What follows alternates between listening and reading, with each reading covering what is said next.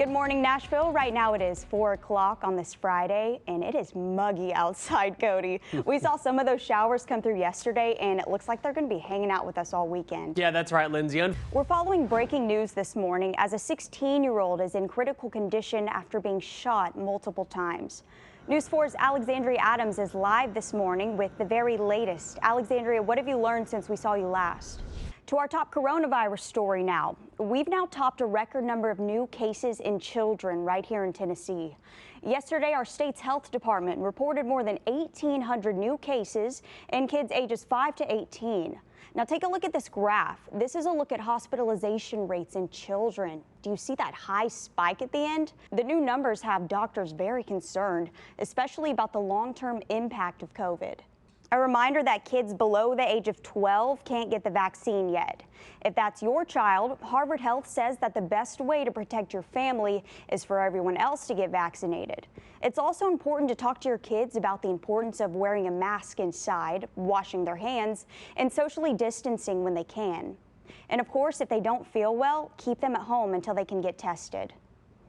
President Biden is standing firm in his views as governors sidestep mask mandates in schools. Governor Bill Lee responded to the letter on Twitter, saying that parents know better than the government what's best for their kids.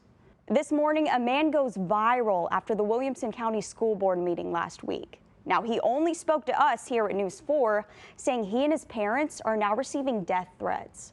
Rod Lund is the man you see here in the black shirt. Now, he was at the meeting when things got out of hand, even though he doesn't even have a child.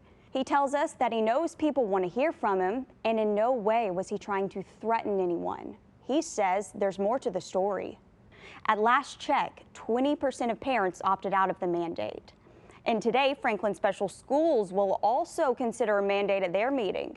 If it passes, masks will be required inside all schools and buses for staff and students. We'll keep you posted as soon as we learn more. And today, one school in Williamson County will be closed. The district says it's because so many people are out sick at Fairview Middle and there's not enough staff. They didn't say that it's directly because of COVID, but these numbers are pretty substantial. 187 of the 560 students were out sick yesterday, and 23 of 77 staff members won't be there today. Students will not do remote learning because it's not an option this year due to state guidelines. And this is a really good time to make sure you have our News 4 app. An encouraging update this morning as Tennessee's unemployment rate is close to pre-pandemic numbers. In March of 2020, before all the pandemic closures, the rate was at 4%. July marks the second month in a row that our unemployment rate has dropped. The Department of Labor and Workforce Development says there are more than 430,000 open positions right now on jobsfortn.gov. New this morning, Tennessee Senator Marsha Blackburn is throwing her support behind minor league baseball. Now here in Nashville, the Sound's entire 2020 season was completely canceled due to COVID. We'll keep a really close eye on this bill and let you know if it becomes law. And a heads up, if you or someone you know is considering making an offer on a home in Nashville, get ready for a bidding war. A new report is putting Nashville in third place on a list of cities with the highest bidding rates in the country. According to a new report by Redfin, 74.6% of Nashville homes faced competition in July. To put that into perspective for you, the share of houses with competing offers last July was 33%. So yeah, that rate is more than double this year. So yes, it has been booming, but new reports look like things could start to slow down. According to Greater Nashville Realtors, in July, inventory was down. The price for a single-family home was up, and for the first time since May, housing sales were down. Turning now to the crisis in Afghanistan, where thousands try to flee the country in hopes of escaping brutal attacks by the Taliban. NBC's Richard Engel follows along their journey to get out of the country. Take a look at this new poll. Really interesting stuff here, as roughly 2/3 of Americans say they don't think the war in Afghanistan was even worth fighting. To the U.S. Capitol now, where the man who claimed to have a bomb in a pickup truck surrendered to police. It didn't come easy, though. There was about a 5-hour standoff. Investigators say 49-year-old Floyd Roseberry of North Carolina pulled up outside the Library of Congress and told cops he had a bomb. And this morning, a daycare owner in Florida is facing charges after a child is left in a hot van that was locked. We're told someone came to pick up the child, but he was nowhere to be found. That's when he came through a side door, breathing hard and crying as his t-shirt was completely soaked in sweat. According to the arrest report, the 5-year-old was inside the daycare's van for about 2 hours without any air conditioning running. He was banging on the windows and yelling for help, and it was almost 90 degrees outside. And American Airlines says it'll be well into 2022 before alcohol is served on flights again. Here we go. This one brings me back. New this morning, Toys R Us is coming back to life again, but this time they'll be inside Macy's department stores. Toys and games for kids will be inside more than 400 of those Macy's stores pretty soon. Now, this marks try number 3 for the toy store brand after the original store went bankrupt and closed down in 2017. I missed that. That was so fun, getting those catalogs on Christmas, circling what you wanted from Toys R Us. That was awesome. There used to be one over by the Hickory Hollow Mall when it was a mall. Yeah. A long time ago. Man, I missed that so much. I used to go to that one too. What was the name of the giraffe? Do you remember? He had a name? I thought. Is it Jeffrey? Okay, that's what I thought. I didn't want to say it because I didn't want to be wrong. How did she know that? Everyone knows that. Oh, Jeffrey the giraffe. What's Jeffrey have to say about our weather today? We're still months away from Thanksgiving, but meat suppliers are warning that there might not be enough turkeys. Experts say come November, smaller frozen turkeys could be hard to find. Good morning, Nashville. Right now it is 4:30 on this Friday, and we're starting things off with a live look at our city's skyline. I wish you could feel how humid and warm it already is at 4:30 in the morning, Cody, but you have some of those temperatures posted for us right now. Ooh, yeah, it's awful out there. The situation in hospitals right now can't be understated. COVID hospitalizations have risen 800% since the beginning of July.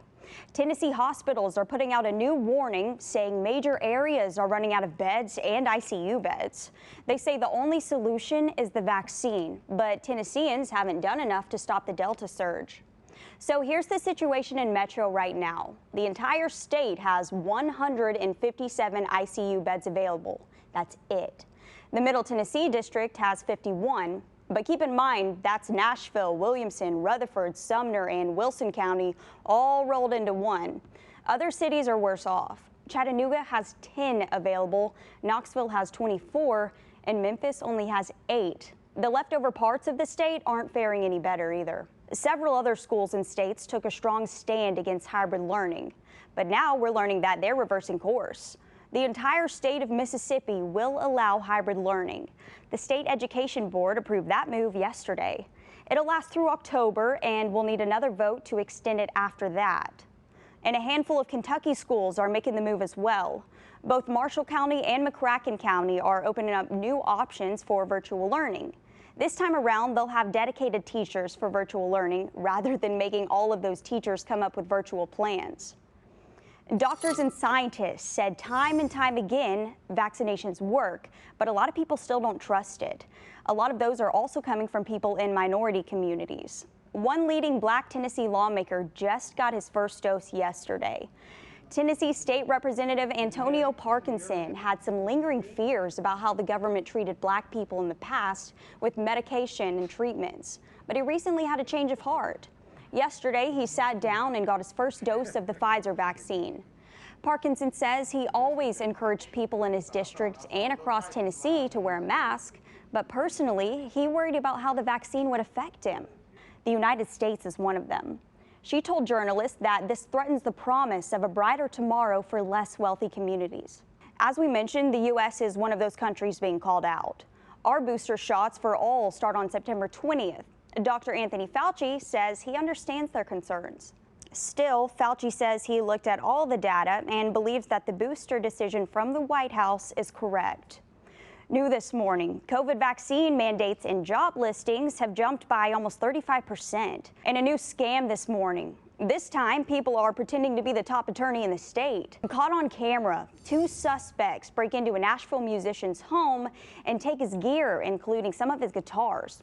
Well, now there's been an arrest. Thankfully, his home security camera caught the guys with pretty clear pictures that you see there. He handed those over to police. Now he was waiting to hear back from investigators, and Justin Beasley was actually interviewing him at the time. Take a look at what happens next. They ended up showing up and returning one of his pedal boards and a guitar. Police were able to identify the suspects, and Cunningham still hopes to get the rest of his stuff back. The suspects didn't only take his gear, but they also got away with guns as well. And this morning, Metro Police say Raymond Warden Jr. has been arrested in the crime. As we head into the new school year, experts say cybersecurity is more important than ever for teens.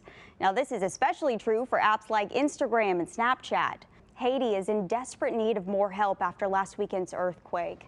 A United Nations helicopter landed and was loaded with sacks of rice and food provided by the United States. The chopper was bound for a spot in southwestern Haiti, and it was a place you can only access by air.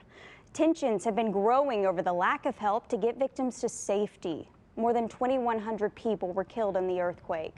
Haiti's government says the 7.2 magnitude quake destroyed more than 7,000 homes and damaged over 12,000. The U.S. Coast Guard is holding interviews on hurricane preparations in Houston today. The 2020 season was one of the most active in history with 30 named storms. Total damage in the U.S. was brutal. Over 240 lives were lost in the United States, the Caribbean, and Central America. Hurricane Grace landed on Mexico's coast Thursday, creating a really dangerous storm surge.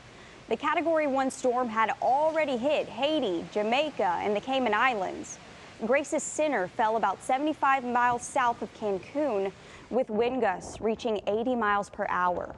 The storm was expected to come back and hit the Gulf of Mexico overnight.